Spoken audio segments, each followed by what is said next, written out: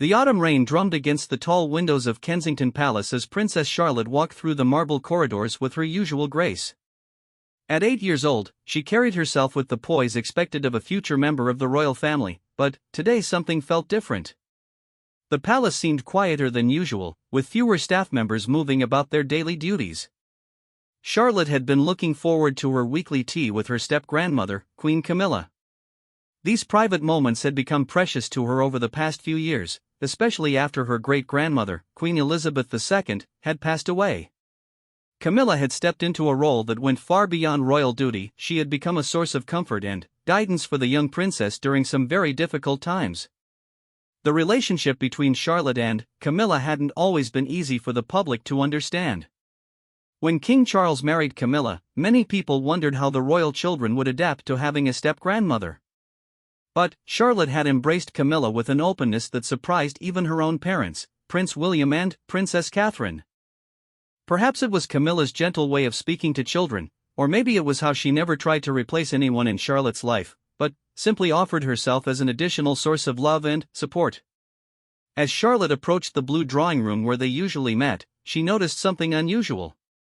Royal Protection Officer James Mitchell stood outside the door with a tense expression on his face. James had been part of the royal security team for over 15 years, and Charlotte knew him well. He often accompanied her family on official engagements and had a reputation for being both professional and kind to the royal children. "Hello, Officer Mitchell," Charlotte said politely, expecting him to step aside so she could enter the room. Instead of his usual warm smile, James looked down at her with concern in his eyes. "Princess Charlotte, I'm afraid there's been a change in plans today. The Queen Consort won't be able to join you for tea." Charlotte felt her stomach drop. "Is she sick? Where is she?" James hesitated, clearly uncomfortable with the situation. The truth was that Queen Camilla had been rushed to the hospital that morning after collapsing during a private meeting with palace officials. The doctors weren't sure what had caused the episode, but they wanted to keep her under observation for several days. The palace had decided to keep the news private until they knew more about her condition. "She's had to attend to some urgent matters," James said carefully, sticking to the approved explanation that had been prepared for the children. "Perhaps you could have tea in your room today instead?" But Charlotte was no ordinary 8-year-old. She had grown up in a world where adults often spoke in careful, measured tones when something was seriously wrong. She had learned to read between the lines during the difficult period when her great-grandmother had been ill. The way James avoided her eyes, the way he shifted his weight from foot to foot, these were signs she recognized. "Something's wrong, isn't it?" Charlotte asked, her voice becoming smaller. "Something's happened to Camilla." James felt his heart sink. He had children of his own, and he knew how perceptive they could be. The palace protocol was clear: he was not supposed to discuss security matters or health issues with family members, especially the children.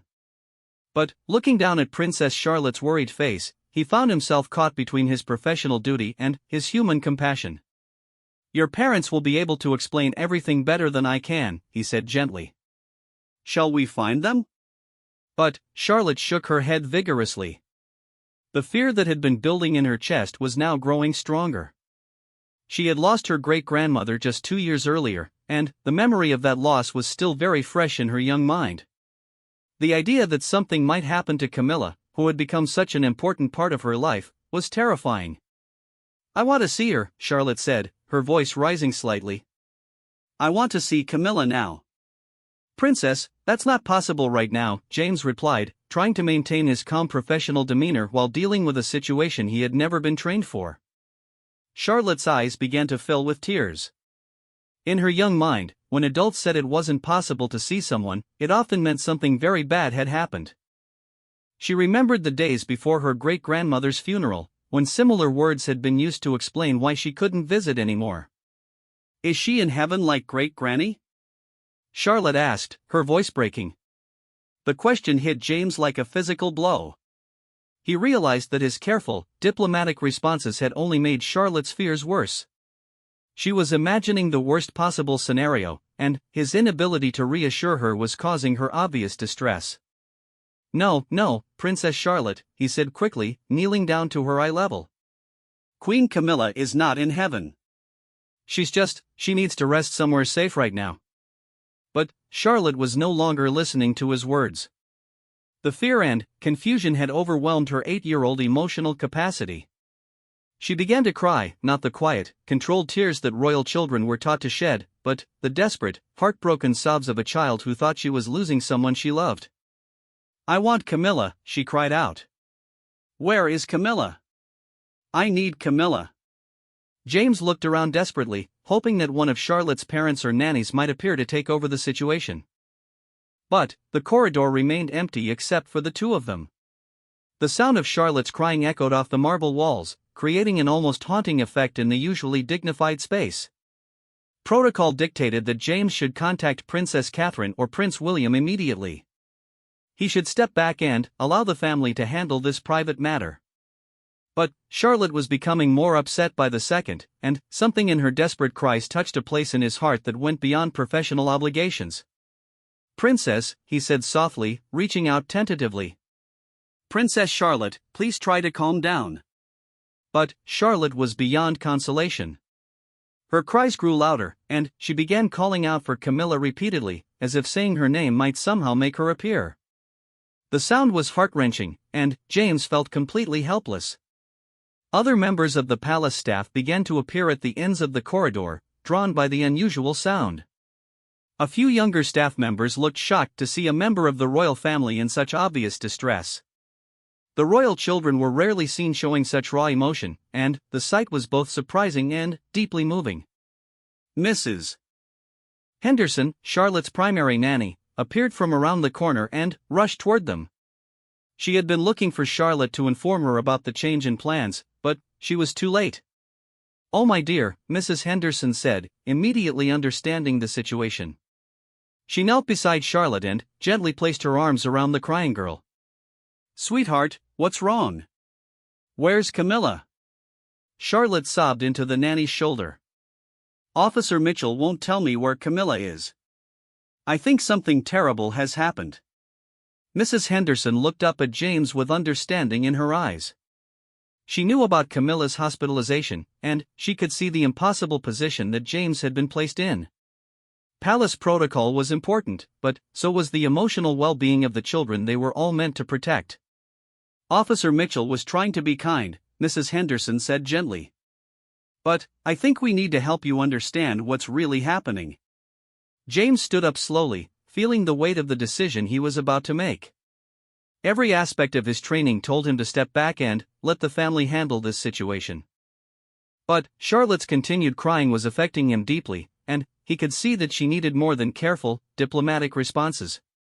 "Princess Charlotte," he said, his voice gentler than before. "Queen Camilla is safe, but she's not feeling well. The doctors are taking very good care of her, just like they took care of you when you had pneumonia last winter." Charlotte looked up at him through her tears. "She's with doctors?" "Yes, she's with very good doctors who are making sure she gets better." "But why can't I see her?" James glanced at Mrs. Henderson, who nodded encouragingly. "Sometimes when people are with doctors, they need to rest without any visitors, even people they love very much. It doesn't mean anything bad will happen. It just means they need quiet time to get better." Charlotte's sobs began to slow down slightly, but she was still clearly upset. Will she be okay? This was the question that James couldn't answer with certainty. The truth was that no one knew exactly what had caused Camilla's collapse or how serious her condition might be. But looking at Charlotte's tear-stained face, he felt that hope was more important than absolute accuracy at this moment. "The doctors are doing everything they can to make sure she gets better," he said carefully. "And she knows how much you love her."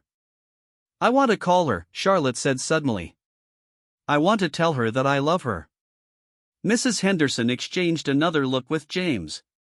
This was getting into territory that definitely required parental approval. "Let's go find Mummy and Daddy," she suggested. "They can help us figure out the best way to let Camilla know you're thinking of her." But Charlotte shook her head firmly. "I want to see her now. I want to go where she is."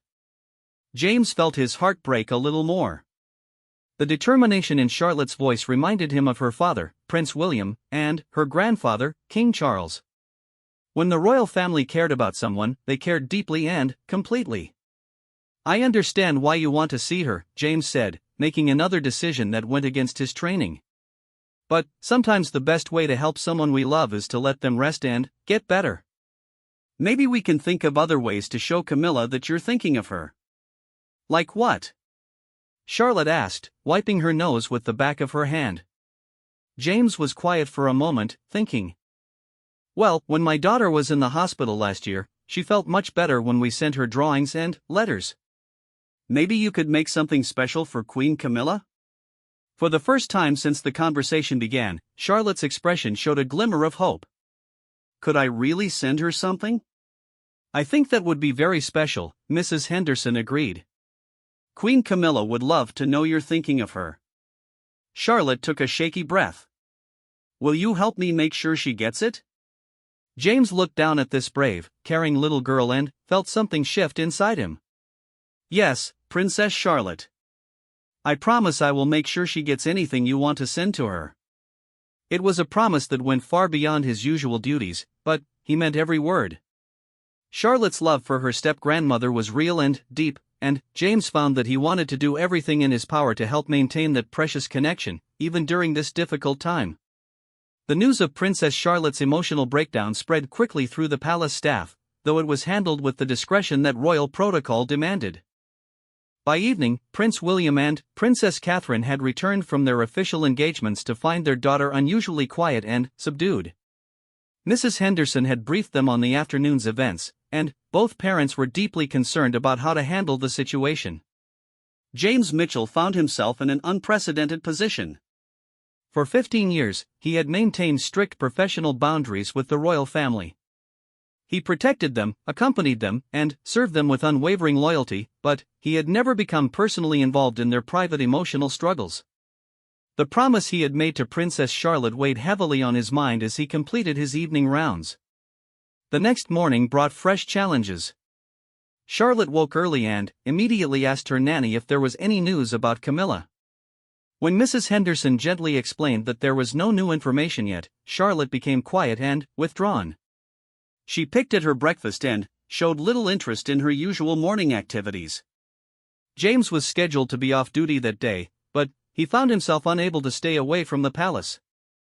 The image of Charlotte's tear-stained face haunted him, and the promise he had made felt like the most important commitment he had ever undertaken. He drove to the palace earlier than necessary, telling himself he just wanted to check on the security briefings. Prince William noticed James's early arrival and approached him privately in the security office. "Officer Mitchell, I understand you were the one who had to break the news to Charlotte yesterday." James straightened, expecting to be reprimanded for stepping outside his role. "Yes, Your Royal Highness. I'm sorry if I handled the situation improperly." But William's expression was not one of disapproval. Instead, he looked tired and grateful. "Actually, I wanted to thank you. Mrs. Henderson told me how you handled Charlotte's questions. It couldn't have been an easy situation. She was very upset, sir.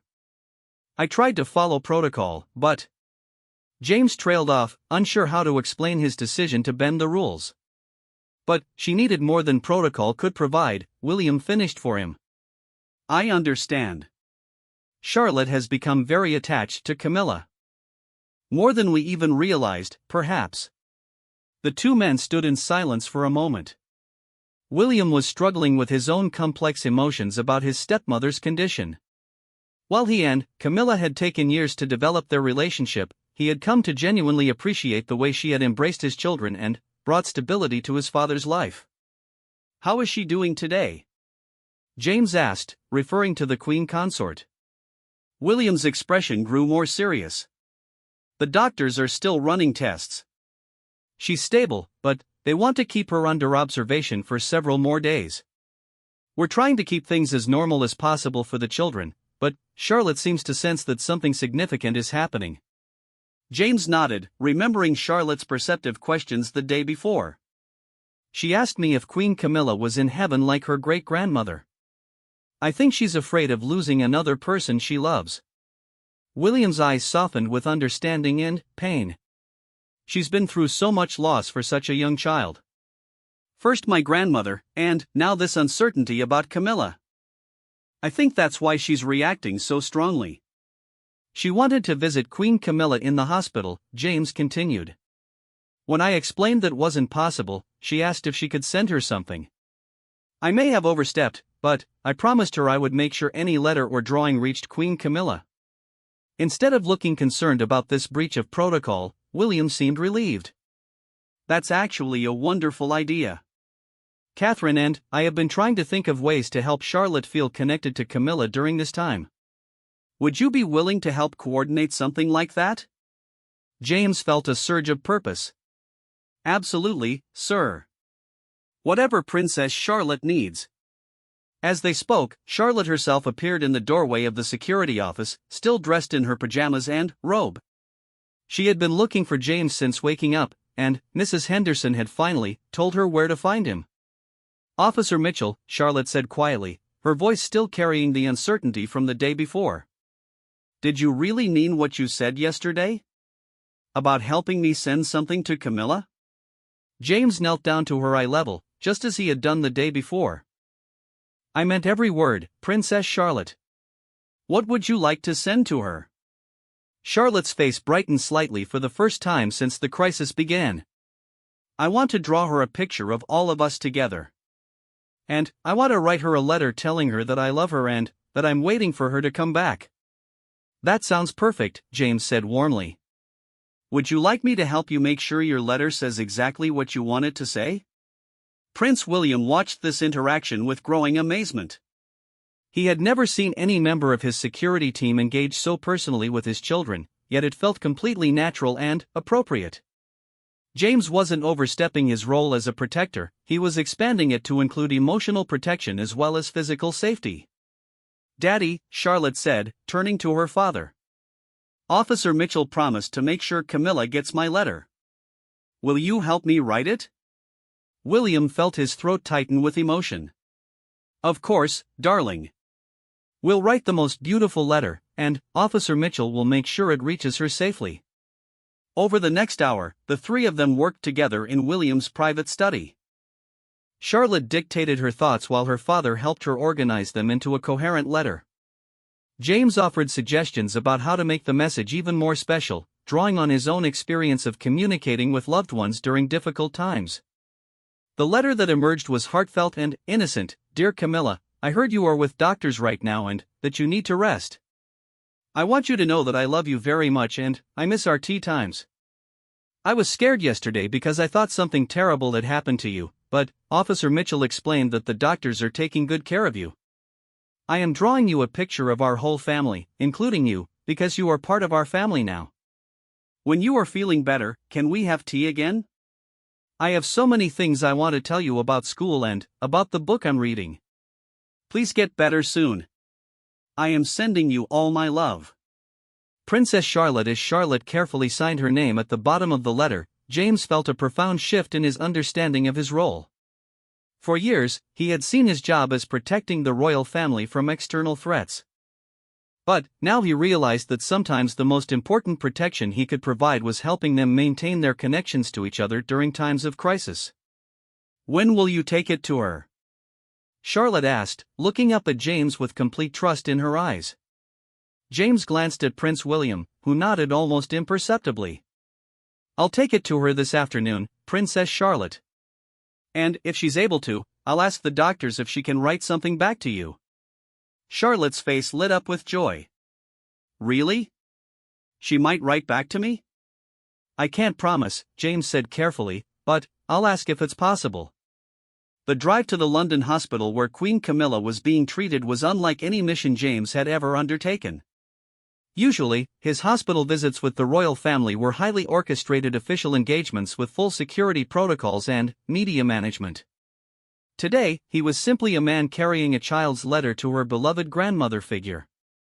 The hospital staff were surprised to see him arrive alone, without the usual entourage that accompanied royal visits. When he explained that he was delivering a personal message from Princess Charlotte, the medical team seemed genuinely touched by the gesture. James was allowed to see Queen Camilla briefly. She was awake and alert, though clearly tired. When he handed her Charlotte's letter and drawing, her eyes immediately filled with tears. "She was so worried about you," James explained. "She had a very difficult day yesterday when she learned you were unwell." This letter seemed to help her feel better. Camilla read Charlotte's words slowly, her fingers tracing the careful handwriting. "She's such a special child," she said softly. "I never expected to develop such a close relationship with any of the children, but Charlotte has such an open heart." "She asked if you might be able to write back to her," James said. "Only if you're feeling up to it, of course." Without hesitation, Camilla asked for paper and pen. Her own letter was brief but filled with love. "My dearest Charlotte, your beautiful letter made me feel so much better today. The doctors tell me I will be home very soon, and, when I am, we will have the most wonderful tea party to celebrate. Thank you for thinking of me and for sending such a lovely drawing. I am keeping it right beside my bed so I can see it every day. I love you very much, and I cannot wait to see you again. All my love, Camilla." James carefully folded Camilla's reply and placed it in his jacket pocket. As he prepared to leave, Queen Camilla reached out and touched his arm. "Thank you," she said quietly. "Not just for delivering Charlotte's letter, but for being there for her when she was frightened. The palace staff told me how you handled the situation yesterday. You went above and beyond your duties." James felt a warmth spread through his chest. "Princess Charlotte is very special, ma'am. She deserves to feel safe and loved, even during difficult times." "Indeed she does," Camilla agreed. "And, thanks to people like you, she does." The drive back to Kensington Palace felt like a victory lap. James had successfully completed a mission that had nothing to do with security protocols or threat assessment, but everything to do with protecting what mattered most: the emotional well-being of a child who had trusted him with her fears and hopes. When he arrived back at the palace, Charlotte was waiting for him in the main entrance hall, still wearing the same clothes from that morning. She had been too anxious to do anything else while waiting for his return. "Did you see her?" Charlotte asked before James had even fully entered the building. "Did you give her my letter?" James smiled broadly. "I saw her, and I gave her your letter and drawing. She read them right away, and they made her very happy." Charlotte's eyes grew wide with anticipation. "Did she say anything?" "Actually," James said, reaching into his pocket, "she wrote something for you." Charlotte's shriek of joy echoed through the entrance hall, causing several staff members to smile despite the formal atmosphere. She clutched Camilla's letter to her chest as if it were the most precious treasure in the world. "Can I write back to her again?"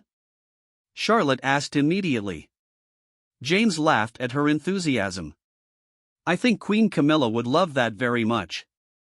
The correspondence between Princess Charlotte and Queen Camilla became a daily ritual over the following week. Each morning, Charlotte would sit at her small desk in the nursery and carefully compose a new letter, sometimes accompanied by drawings or small crafts she had made during her lessons.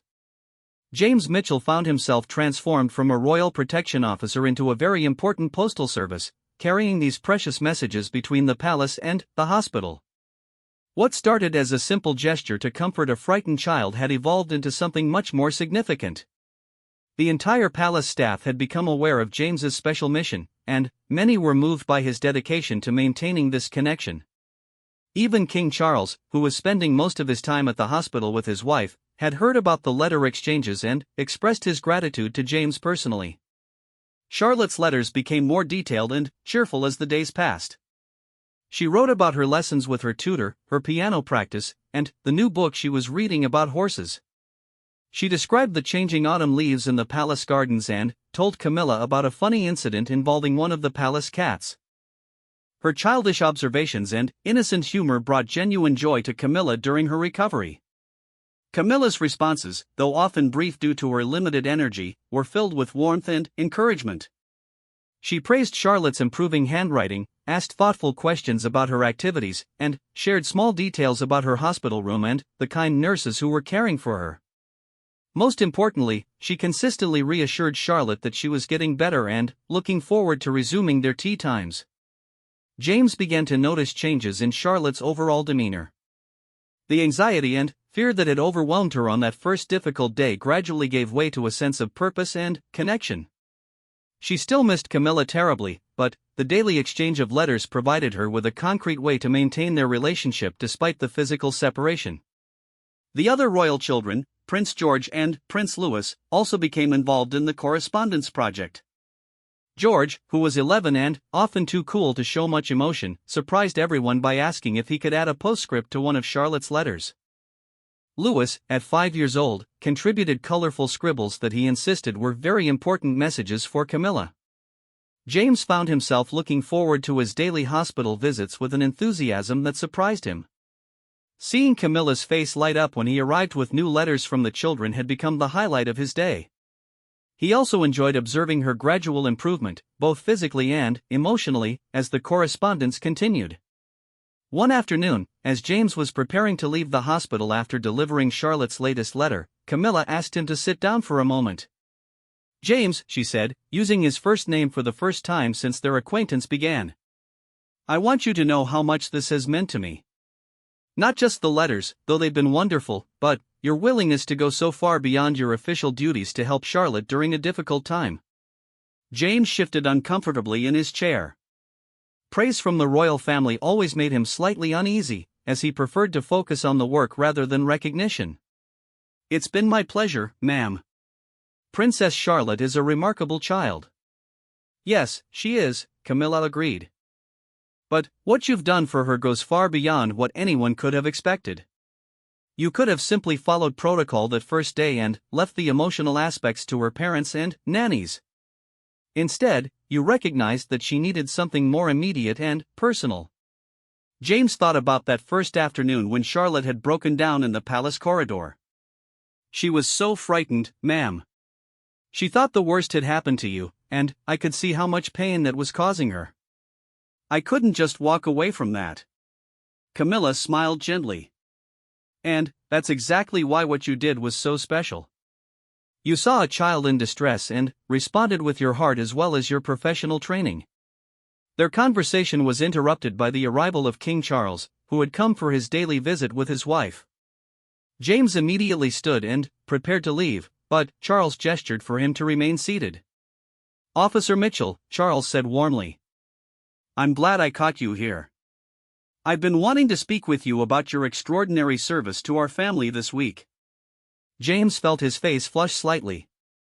"Your Majesty, I was simply doing what seemed necessary to help Princess Charlotte." "What you've been doing goes well beyond necessity," Charles replied. "You've shown tremendous compassion and initiative. Camilla has told me how much your daily visits have meant to her, and William has described the positive impact on Charlotte's emotional state." Camilla reached for her husband's hand. "Charles, I was just telling James how grateful I am for everything he's done. Charlotte's letters have been a source of real joy during these difficult days."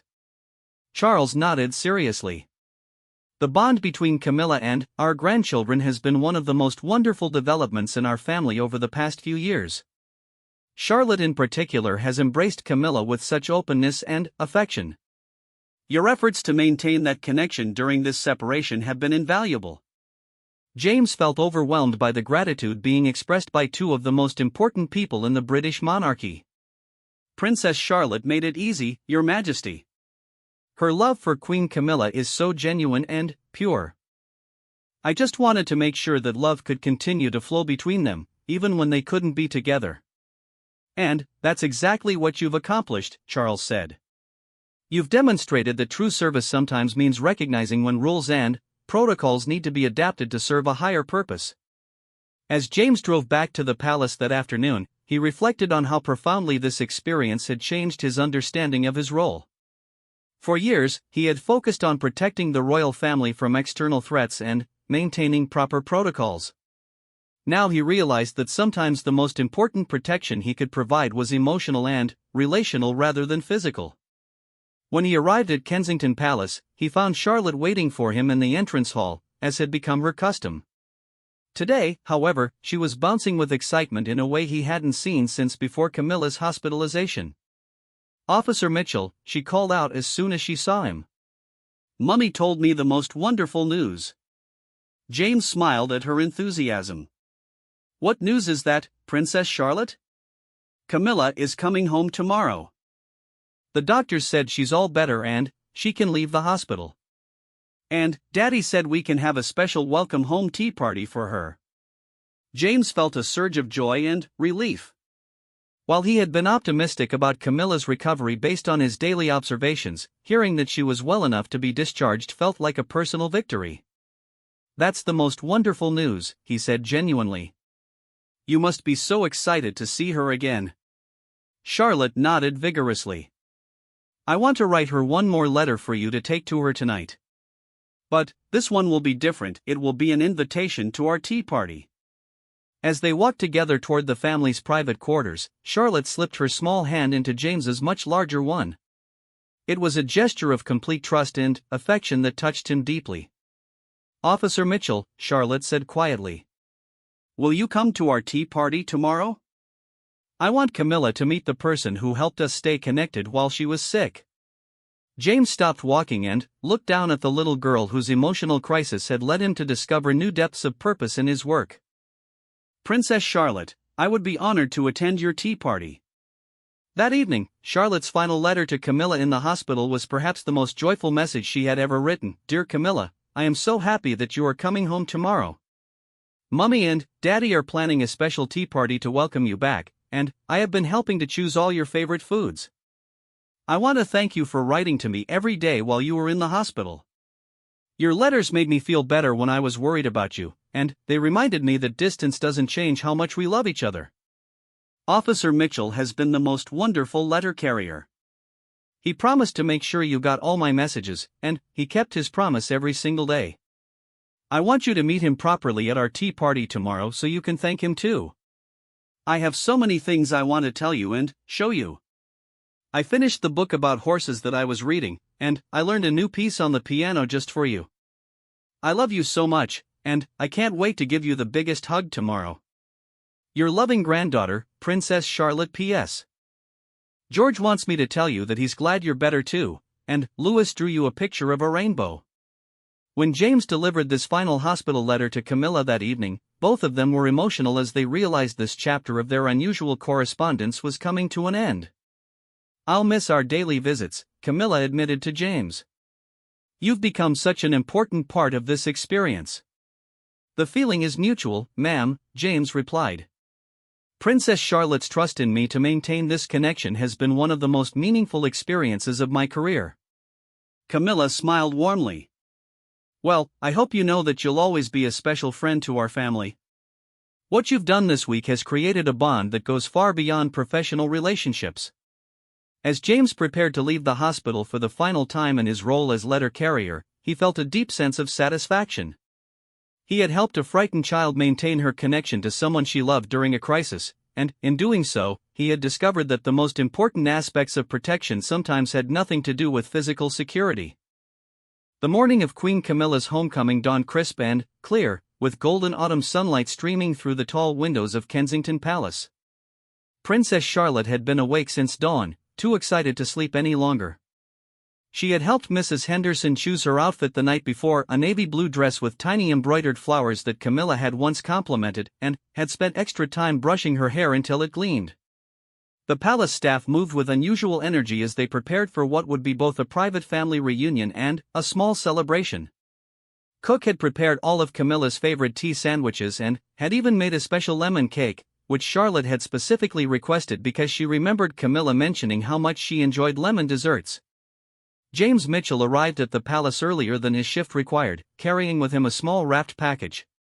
Inside was a leather-bound notebook that he had purchased for Charlotte, thinking she might want to continue writing letters to Camilla even now that she was well. On the first page, he had written, "For Princess Charlotte, whose loving heart taught me that the most important connections are worth protecting. With admiration and friendship, Officer Mitchell." When Charlotte saw James that morning, she ran to him with an excitement that made several staff members smile. "Officer Mitchell, today is the day. Are you ready for our tea party?" "I've been looking forward to it all week," James replied truthfully.